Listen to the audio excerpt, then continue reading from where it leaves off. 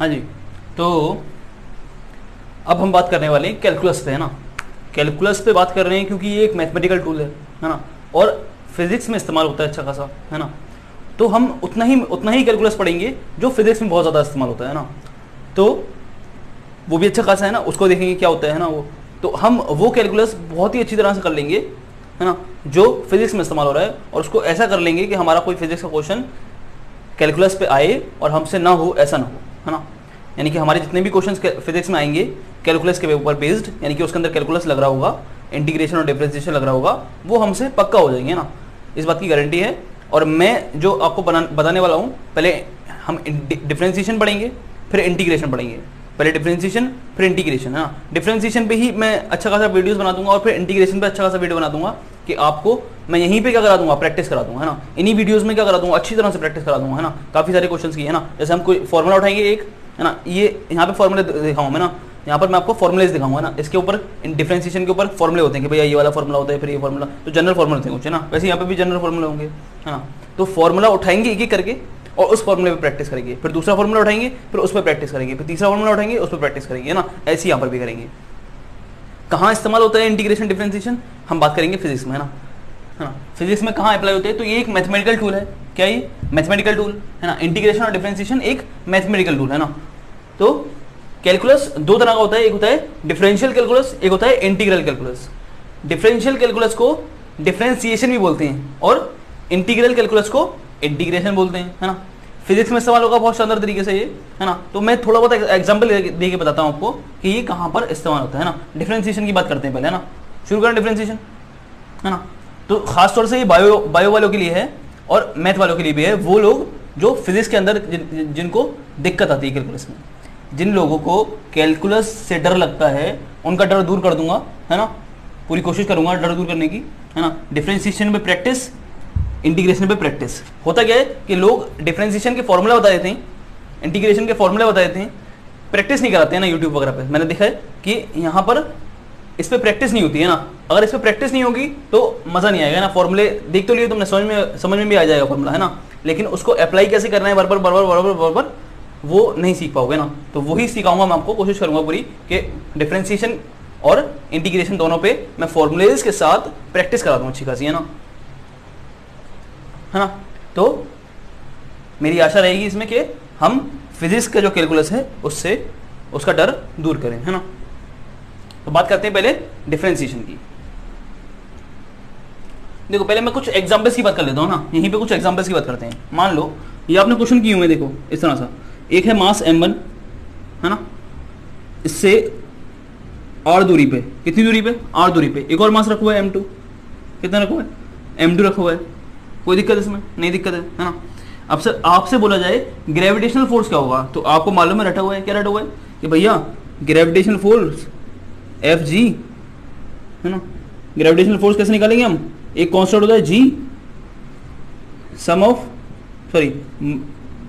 मास का product upon radius का square, है ना। रेडियस नहीं है ये, क्या है, distance between m1 and m2, m1 m2 के बीच का डिस्टेंस। तो ये निकाल देते आप इस तरह से, फोर्स निकाल देते हैं, इस तरह से फोर्स निकल जाता है ना कि भैया दो मास हैं और उनके बीच में सेपरेशन r है, तो फोर्स लिख दोगे ऐसे, है ना, Gm1 m2 over r square, है ना। कोई दिक्कत नहीं है इसमें। अच्छा दिक्कत आएगी, अब देखो कब आएगी दिक्कत, जब मैं बोलूँ आपसे कि इसी तरह का क्वेश्चन है ना, लेकिन जो मास m1 है वो एक रॉड है, वो इस तरह की एक रॉड है, इस तरह की, है ना, जैसे ही मार्कर है ना, तो इस तरह की रॉड है। ये जो मास m1 है पॉइंट नहीं है, यहाँ पर दोनों पॉइंट थे, है ना, लेकिन m1 अब क्या कर दे रहा हूँ मैं कर दे रहा हूँ m1 को एक रॉड, m1 एक इस तरह से रॉड है ना, जैसे मार्कर है मेरा, है ना, इसी तरह की एक रॉड है ना, इस तरह की रॉड है। इस रॉड का मास कितना है ना, m1 ही लिख देता हूं मैं, है ना।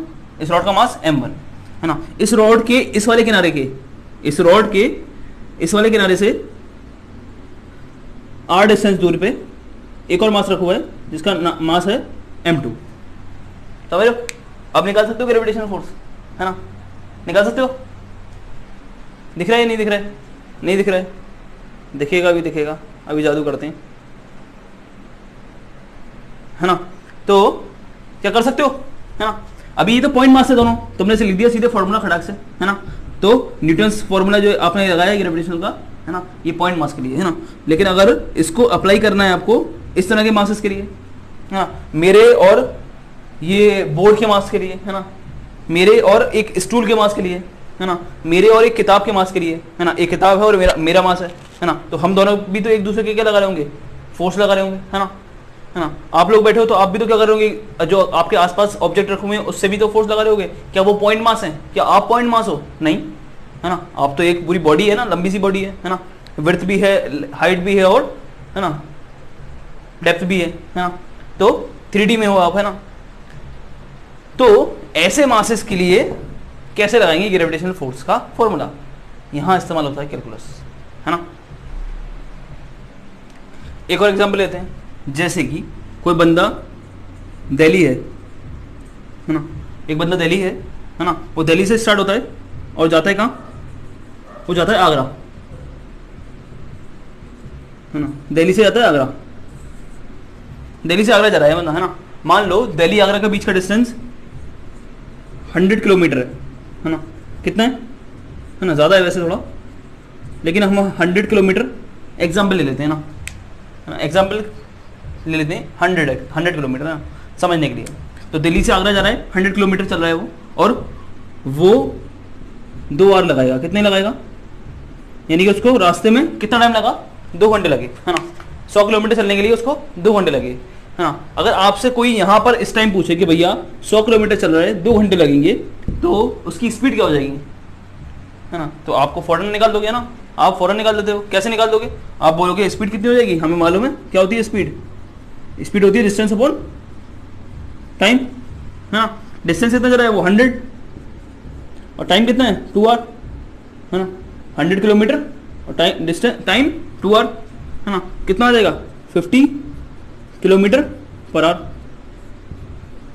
तो बोल दोगे उसकी स्पीड कितनी है 50 किलोमीटर पर आवर, कोई दिक्कत नहीं है इसमें, है ना।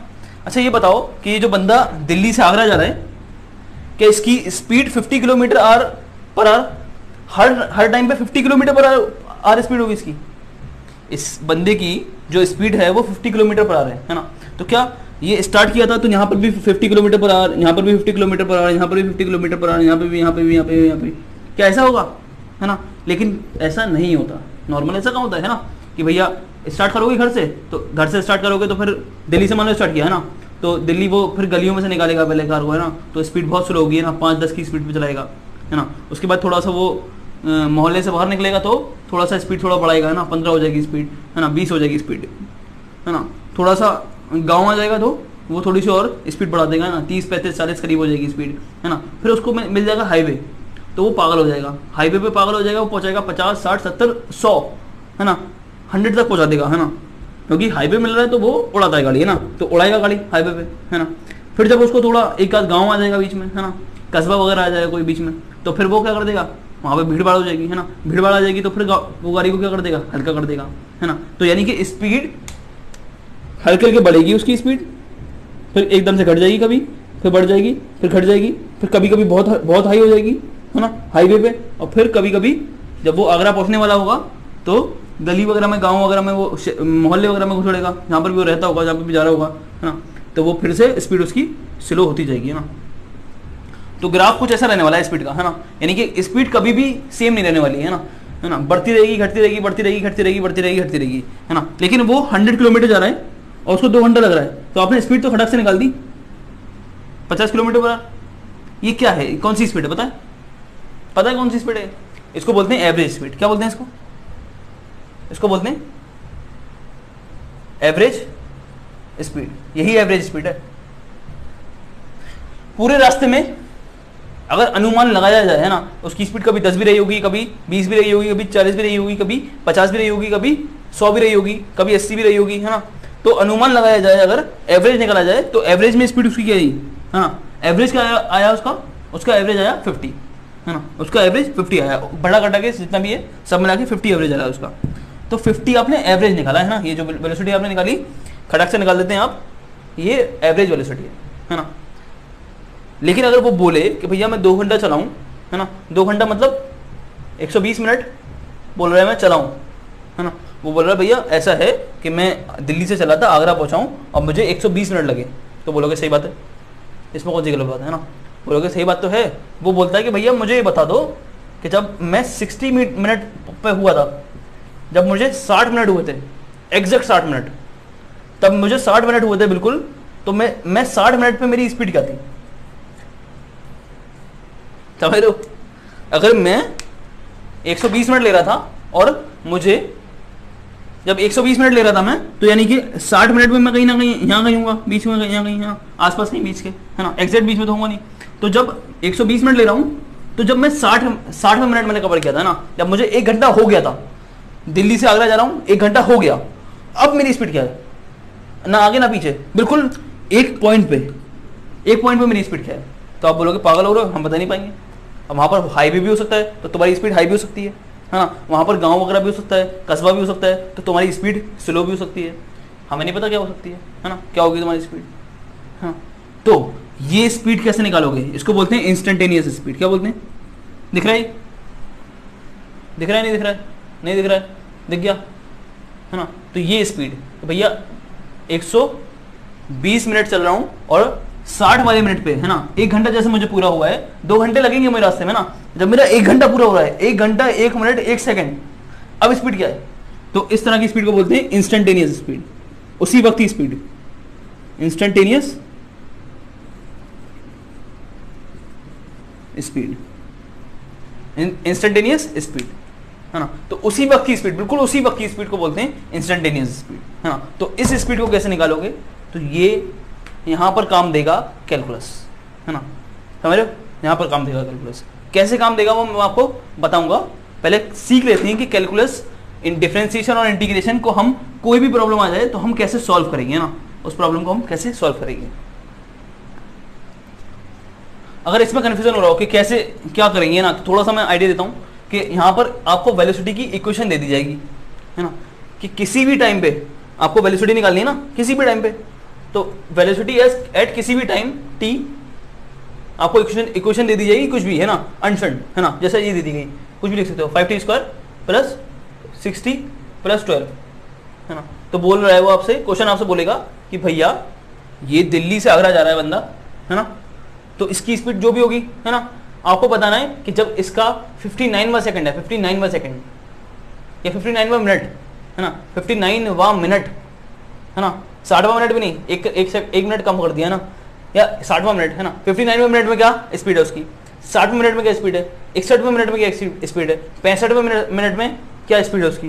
तो निकालने का फॉर्मूला क्या होगा, सिंपल, आपको ये इस तरह से इक्वेशन दे देगा कि भैया वो तो हमें नहीं पता, हमें ये इक्वेशन की तरह, ये इक्वेशन से उसकी स्पीड वेरी कर रही है ना, हर टाइम पे उसकी इक्वेशन इस तरह से वेरी कर रही है ना। एग्जाम्पल दे रहा हूँ ना मैं, तो कैसे आप निकालेंगे इंटीग्रेशन डिफरेंशिएशन करके, इस्तेमाल करके, तो आप इसका इस्तेमाल, आप कैलकुलस का इस्तेमाल करेंगे और यहाँ से निकालेंगे क्या, उसकी स्पीड निकाल दोगे इंस्टेंटेनियस, है ना। तो वो कैसे करेंगे हम सारी चीज़ें देखेंगे, है ना, ज़्यादा नहीं पकाते हुए आगे।